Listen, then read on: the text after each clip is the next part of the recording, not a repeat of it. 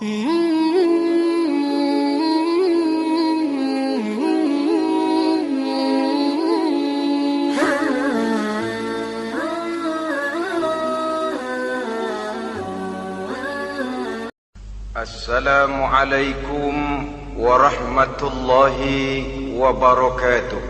Waalaikumsalam warahmatullahi wabarakatuh. Bismillahirrahmanirrahim.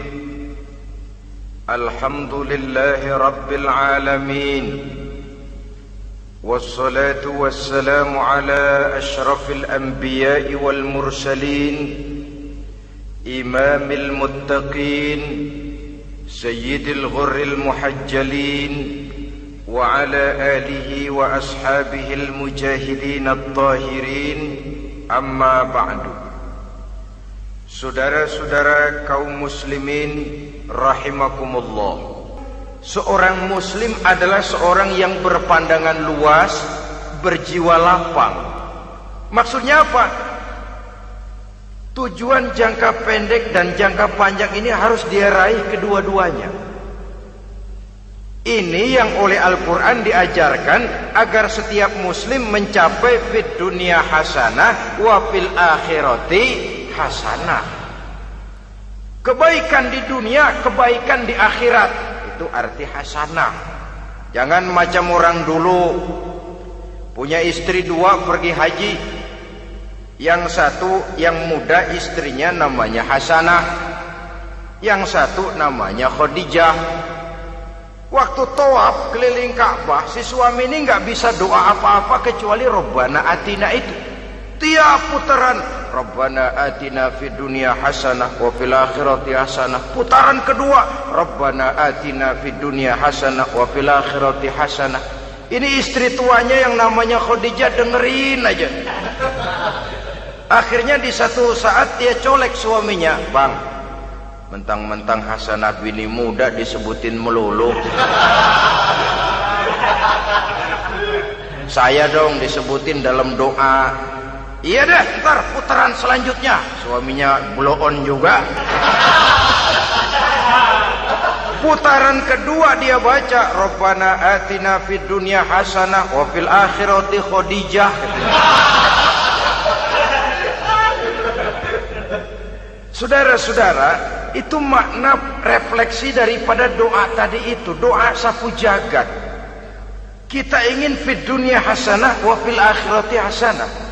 Tujuan jangka pendek dunia tercapai, tujuan jangka panjang akhirat dan ridho Allah juga tergapai. Oleh sebab itu Al-Quran menjelaskan, wabtaghi fima atakallahu ad-daral akhirah wa la tansa nasibaka minad dunya. Dengan karunia yang diberikan Allah kepadamu, carilah bahagia akhirat. Wala tansa nasibaka minad dunya, tetapi jangan lupakan bagianmu dalam kehidupan di dunia ini. Cari akhirat, utamakan akhirat dengan tidak usah melupakan jatahmu di dunia. Kenapa saya katakan seorang muslim berjiwa besar? Sebab andai kata dia gagal mencapai tujuan jangka pendek, andai kata dia gagal di dunia, dan dia oleh Islam diajarkan jangan sampai gagal, tapi andai kata dia gagal, dia masih punya tujuan jangka panjang, akhirat dan ridho Allah.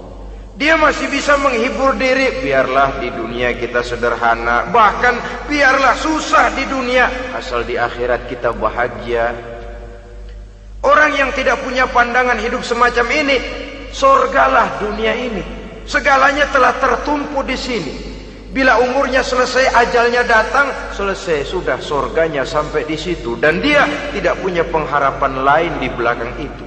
Maka seluruhnya bertumpu pada kehidupan di dunia, padahal dunia seperti air laut, makin diminum makin haus, makin kering tenggorokan. Dunia yang diperturutkan menyeret manusia ke dalam lingkaran setan, terjebak dalam sifat yang namanya tamak bin rakus alias serakah.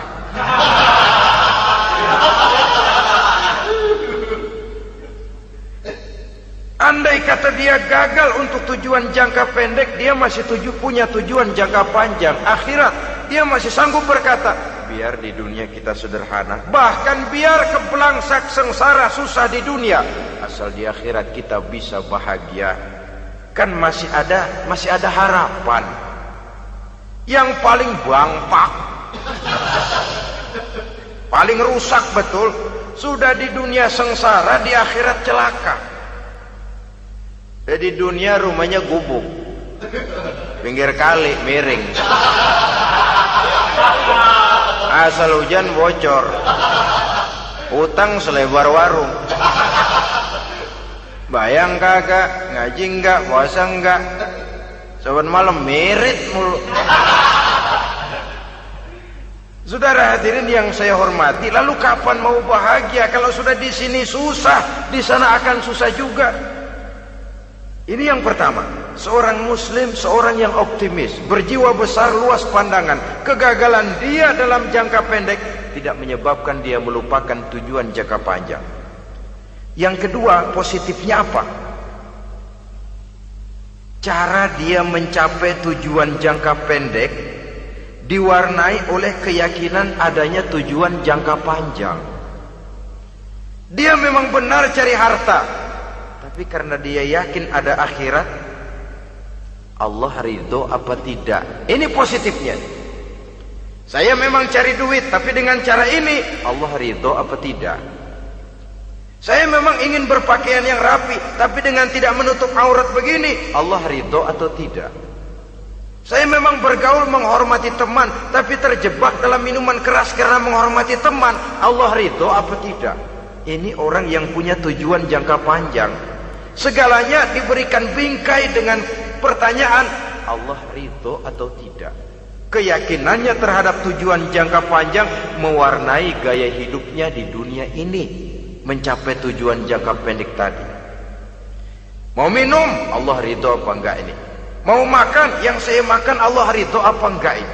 Pendeknya apapun yang mau dia kerjakan, karena dia punya keyakinan tujuan jangka panjang, dia selalu menimbang terhadap ridho Allah tadi.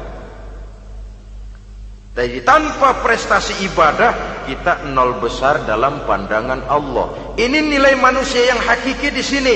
Ini makna inna akramakum indallahi atqakum.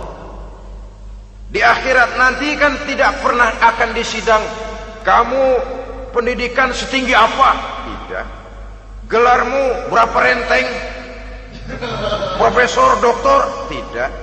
Akhirat hanya menyidang kau sholat atau tidak, kau puasa atau tidak, kau zakat atau tidak. Diberikan kamu harta yang banyak, dari mana kau dapat, kemana kau belanjakan. Prestasi ibadah itu yang ditanya. Setinggi apa pendidikan, sebanyak apa pengalaman, no problem, tidak jadi masalah di akhirat itu. Prestasi ibadah itu yang akan kita persembahkan di hadapan Allah.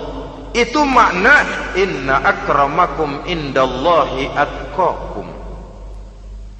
Kerbau dinilai dari dagingnya, makin gemuk makin mahal harganya.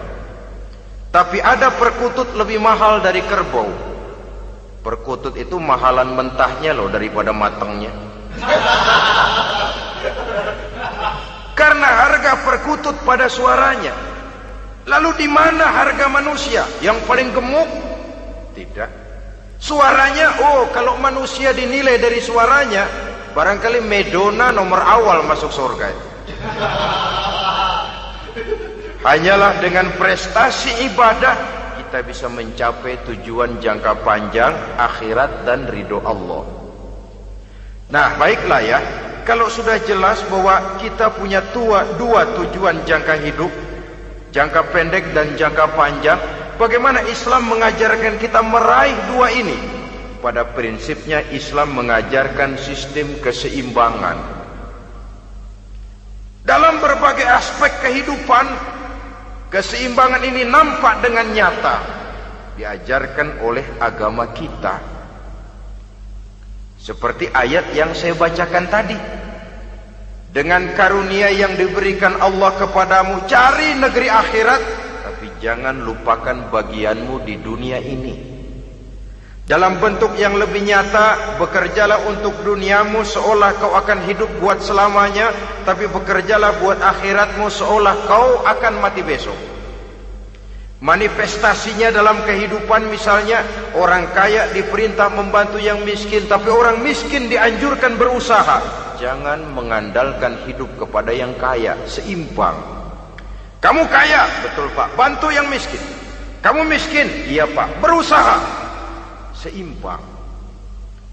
Tuan rumah diwajibkan menghormati tamu, tamu diwajibkan tahu diri, seimbang.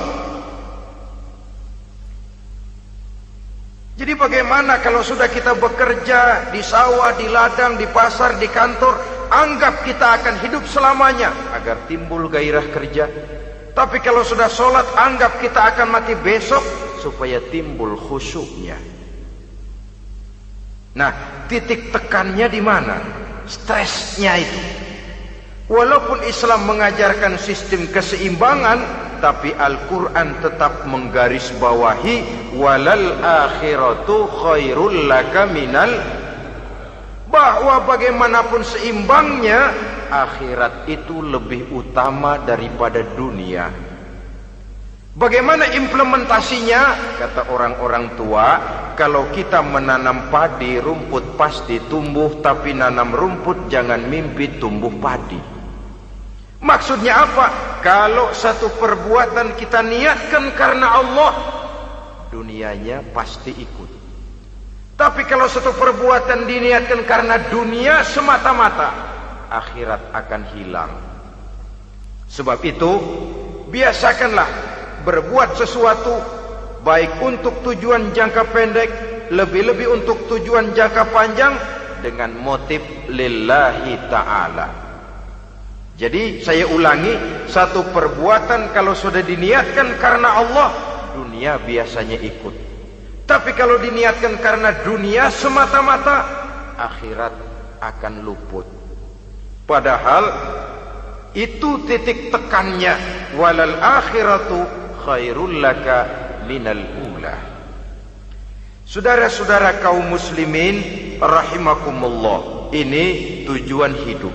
Jadi landasan tempat kita bertolak sudah jelas, pantai yang akan kita tuju dalam kehidupan ini juga sudah nyata. Kita ingin mencapai apa yang dinamakan fid dunya hasanah wa fil akhirati hasanah.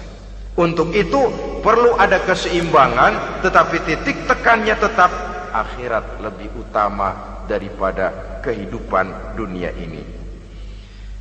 Sekarang kalau sudah ada dasar hidup, sudah ada tujuan yang akan kita capai, tentu harus ada alat untuk mencapainya. Semuanya perlu sarana. Bahkan pada hakikatnya dalam kaidah usul fikih, para ulama mengajarkan lil wasail hukmul maqasid. Sarana dan tujuan hukumnya sama. Ini mestinya mendidik umat Islam jadi pinter. Jangan cuma berpikir melaksanakan satu pekerjaan, tapi juga berpikir menciptakan sarana untuk terwujudnya pekerjaan itu. Misalnya umat Islam wajib pergi haji kalau mampu, kan begitu toh? Kalau dia umat Islam Indonesia, tentu pergi hajinya ke Mekah. Mekah, Jeddah, Mekah, Indonesia, perlu sarana angkutan untuk sampai ke sana. Kapal laut, kapal udara. Artinya umat Islam harus maju di bidang teknologi, bisa menciptakan pesawat, bisa menciptakan kapal laut, sarana yang akan menyampaikan dia untuk bisa melaksanakan ibadah haji. Selama ini kita bertumpu kepada pemikiran, pokoknya kan yang penting gue pergi haji pakai apa, kayak gue punya duit. Dari segi pribadi memang barangkali begitu, tapi sebagai umat yang harus mencapai kemajuan, apabila diperintahkan melaksanakan sesuatu, kita pun hakikatnya dituntut menciptakan sarana untuk menunjang pelaksanaan sesuatu itu sendiri. Agama mengajarkan an-nazafatu minal iman, kebersihan sebagian daripada iman. Siapa yang menciptakan mesin cuci, sabun-sabun keras, deterjen, rinso dan lain sebagainya? Siapa yang menciptakan air condition, pembersih ruangan? Kita hanya berpikir pokoknya kan bersih, mau pakai apa kek. Kita jarang yang berpikir kepada pewujudan teknologi modern untuk menerjemahkan hadis itu. Syukurlah belakangan ini sudah muncul teknokrat muslim yang dijiwai oleh semangat Al-Quran membuka tabir rahasia konsepsi Islam di lapangan teknologi modern, yang makin lama makin menunjukkan tuntutan kebutuhan daripada umat itu sendiri. Dengan demikian, apabila ada tujuan hidup, kita memerlukan alat untuk mencapai tujuan tadi. Supaya tujuan fid dunia hasanah wa fil akhirati hasanah tercapai, apa alat yang harus kita pakai? Kita lihat surah At-Taubah ayat 111 memberikan jawaban. Innallaha ashtara minal mu'minina anfusahum wa amwalahum bi anna lahumul jannah. Sesungguhnya Allah telah membeli dari orang-orang beriman diri mereka, harta mereka, bahwa sesungguhnya bagi mereka adalah surga. Coba kita simak ayat ini sejenak, akan nampak dengan jelas bahwa ayat ini hakikatnya merupakan satu transaksi yang nyata benar antara kita dengan Allah. Transaksi jual beli sudah terjadi, dan itu langsung dengan Allah, tertuang dalam pernyataan Quran. Pembeli Allah, penjual kita orang-orang beriman, dagangannya adalah anfus dan amwal, harganya adalah surga. Itu sudah tanda tangan pernyataan kita siap jual beli ya Allah. Apalagi baiat kita apa? Inna solati wa nusuki wa mahyaya wa mamati lillahi rabbil alamin. Solatku, ibadahku, hidup dan matiku cuma untuk Allah Tuhan seru sekalian alam. Minimalnya 5 kali sehari semalam baiat ini kita ulang dan kita ulang. Kenapa lalu kita tidak konsekuen? Dalam konteksnya dengan persoalan, maka alat hidup kita itu ada 2. Pertama, anfus. Ini bentuk mufrad dari jamaknya, bentuk jamak dari mufrad nafsun. Biasa diterjemahkan dengan diri. Yang dimaksud dengan diri adalah kepribadian. Yang dimaksud dengan kepribadian ialah kekayaan yang kita miliki dalam kepribadian kita. Artinya bisa tenaga, pikiran, konsep, gagasan, wewenang, ide, pangkat, jabatan, kemampuan, keahlian, skill, itu semuanya masuk ke dalam anfus, diri. Sedangkan amwal bentuk jamak dari mufrad malun, biasa diterjemahkan dengan harta. Pengertian di sini ialah seluruh bentuk-bentuk materi yang berada di bawah kekuasaan kita. Bisa rumah, bisa uang, bisa tanah, bisa kebun, bisa pabrik, bisa peternakan, itu semuanya amwal. Nah, baik anfus maupun amwal, diri, tenaga kek, pikiran kek, harta kek, pangkat kek, jabatan kek, wewenang kek, keahlian kek, untuk tujuan jangka pendek harus jadi rahmah bagi lingkungan. Untuk tujuan jangka panjang harus menunjang jalan menuju ridho Allah. Jadi kalau pangkat kita menjauhkan kita dari ridho Allah, itu bukan nikmat tuh, azab. Punya pangkat bukan melakukan kebaikan, malah melakukan kejahatan, setidak-tidaknya berdiri di belakang kejahatan, melindungi perbuatan-perbuatan munkar. Dalam kelas kakap melindungi korupsi, dalam kelas teri jadi backing tukang koprok. Umpamanya itu sudah menyalahi. Alat tidak digunakan untuk mencapai tujuan, itu untuk tujuan jangka pendek. Lalu amwal harta, uang, tanah, rumah, kebun untuk tujuan jangka pendek harus menjadi rahmah bagi lingkungan. Sedang untuk tujuan jangka panjang, baik diri maupun harta harus menunjang jalan menuju ridho Allah, harus meningkatkan prestasi ibadah kita kepada Allah Subhanahu wa ta'ala. Malah yang namanya amwal ini tanggung jawabnya lebih berat loh saudara. Kalau saudara diberikan ilmu, sidang akhirat cuma satu. Ilmumu kau amalkan untuk apa? Saudara diberikan umur panjang, pengadilan akhirat cuma bertanya satu, umurmu kau habiskan di mana? Tapi saudara diberikan harta, pertanyaan akhirat dua, hartamu kau dapat dari mana? Kau belanjakan kemana? Dari mananya dan kemananya ditanya, depan belakang. Kadang-kadang kan ada orang hartanya didapat dari jalan yang halal, dibelanjakan di jalan haram. Kerja peras keringat banting tulang setengah mati, begitu dapat duit beli buntutan, muter-muter kertas cari kode. Didapat dari jalan halal, dibelanjakan di jalan haram. Atau didapat dari cara yang haram, dibelanjakan di jalan yang baik. Menang judi, nyumbang pesantren. Nabi mengajarkan innallaha thayyibun la yaqbalu illa thayyib.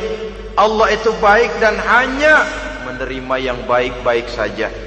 Tidak bisa mencuci kain dengan air najis. Kain akan tetap kotor. Saudara-saudara kaum muslimin rahimakumullah. Oleh karenanya masalahnya terpulang kepada kita, pandai-pandailah membagi orientasi. Suatu saat tenggelam kita dalam kesibukan dunia dan seluruh isinya untuk mencapai tujuan jangka pendek. Lain saat tenggelam kita memfanakan diri untuk mencapai tujuan jangka panjang, akhirat dan ridho Allah. Karena kehidupan ini bukan berjalan tanpa batas. Umur ini bukan satu karunia tanpa pertanggungan jawab. Satu saat setuju atau tidak, rela atau terpaksa, kita akan sampai kepada garis finish daripada perjalanan kehidupan dunia ini. Yang memang merupakan satu perjalanan panjang, a walking tall. Kata orang Kulon, a walking tall, satu jalan yang demikian jauhnya. Entoh kita akan sampai ke garis finish. Bila datang ajal, senja kehidupan datang, malam menyelimuti. Datangnya tidak pernah kita sangka, tapi sekali dia datang, tidak satu kekuatan yang bisa menolak. Kehadirannya tidak pernah kita harapkan, tapi satu kali dia datang bertamu, pasti terjadi. Dan itu pasti akan kita temui. Alangkah malangnya pada saat kembali itu datang, kita tidak punya prestasi ibadah. Lalu apa artinya prestasi dunia? Apa artinya tujuan jangka pendek kalau kita harus kehilangan tujuan jangka panjang? Rumah kita yang besar, pangkat kita yang tinggi, harta kita yang banyak, bisakah menolong kita untuk kalau sudah kumpul di padang mahsyar nanti? Malaikat, jangan gebugin saya, rumah saya harga 2 miliar.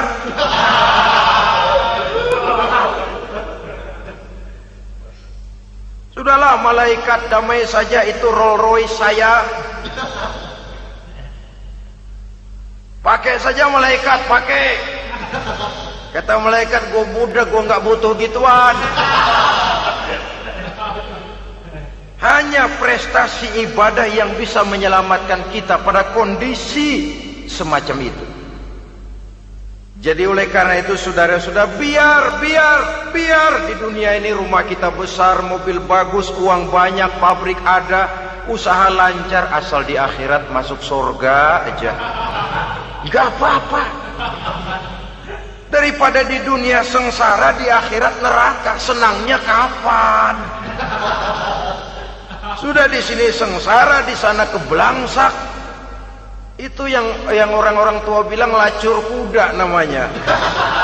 pelan dipecut, kenceng digentak, setengah mati, serba salah.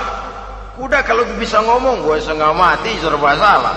Pelan dipecut, kekencengan ditarik, itu yang namanya lacur kuda begitu. Serba salah posisinya. Untuk itu pandai-pandailah membagi orientasi supaya tercapai tujuan ideal ini, fid dunya hasanah wa fil akhirati hasanah. Ini tentang tujuan hidup. Nah, untuk mencapai tujuan ini kita tidak berjalan sendiri. Kita perlu teman hidup. Di samping teman hidup ada pula lawan hidup. Siapa teman hidup kita untuk mencapai tujuan hidup ini? Dalam arti sempit, teman hidup kita suami istri yang taat kepada Allah. Suami istri lebih dari sekedar satu pasangan, juga saling melengkapi, merupakan bagian daripada kehidupan. Suami adalah teman istri, istri adalah teman suami untuk mencapai tujuan hidup tadi. Mencapai fid dunya hasanah wa fil akhirati hasanah. Seiring, seirama, selaras, serasi, seimbang, kata orang sekarang. Teman dalam arti sempit. Adapun teman dalam arti luas, setiap orang yang pandangan hidupnya sama dengan kita. Setiap orang yang akidahnya sama dengan kita.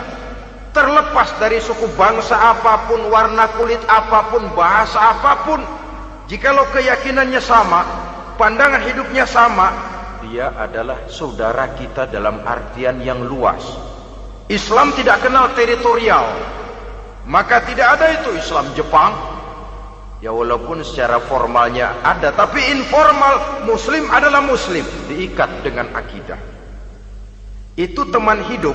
Lalu lawan hidup siapa? Pertama iblis, dalam segala bentuk dan implementasinya.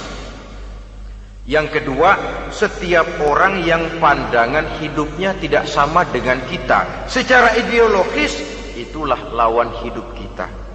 Maka yang teman jadikan teman, yang lawan jadikan lawan. Jangan teman dijadikan lawan, lawan dijadikan teman. Itu namanya kopiah dipasang di kaki, Pak Bakyak naik ke jidat. Wajar kalau kepala lalu jadi benjol. Salah milih teman, salah cari lawan. Salah milih teman, salah cari lawan. Akibatnya kita yang akan susah di kemudian hari nanti. Saudara-saudara kaum muslimin rahimakumullah, oleh karenanya pandai-pandailah dalam hidup ini. Yang teman jadikan teman, yang lawan jadikan lawan. Kalau lawan kita jadikan teman, sementara teman kita jadikan lawan, dan itu yang banyak terjadi dalam praktek kehidupan, kita tidak akan bisa mencapai tujuan karena akan tertarung di kaki sendiri. Nah, ini sajalah yang kita bicarakan pada pertemuan kali ini. Mudah-mudahan ada manfaatnya. Terima kasih atas segala perhatian. Mohon maaf atas segala kekurangan. Usikum wa nafsi bitaqwallah. Wassalamualaikum warahmatullahi wabarakatuh. Waalaikumsalam warahmatullahi wabarakatuh.